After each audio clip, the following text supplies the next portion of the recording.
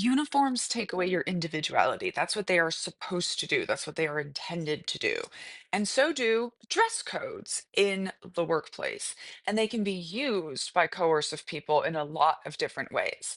In cults, we see cults controlling four things about appearance: hair, body size, body coverage, and underwear, including socks and pantyhose, because all of these are important ways to control you. So this comment though is about the evolution of the dress code, right? I had a written dress code in 1992 that required pantyhose, and by 95 I snapped and said no. Thank God I wear hoodies and jeans now at the same company. Let's not go backward here. And every time they give a dress code, right? They give you this reason for it. There's some reason for it.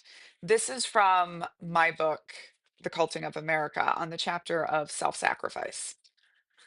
On the flip side, there's a story I love. This is all about body coverage control.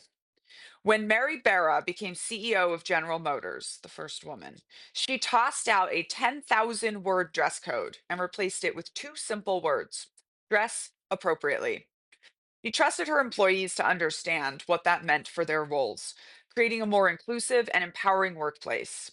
As she explained, the notion behind this approach, that our employees are capable of making smart decisions without overly prescriptive guidance, is the same notion behind our dress code: dress appropriately. It's a perfect example of how control doesn't have to mean micromanaging. It can mean giving people the freedom to make their own choices. Wouldn't that be nice?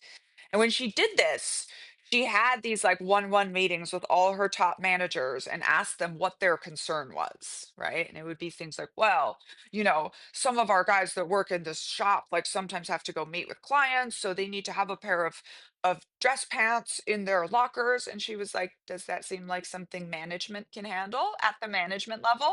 And they were like, yes. And she goes, okay, dress appropriately. It works. It works so well.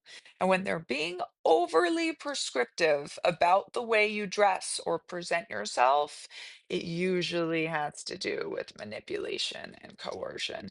In the workplace, professionalism, yeah, it's poorly disguised racism.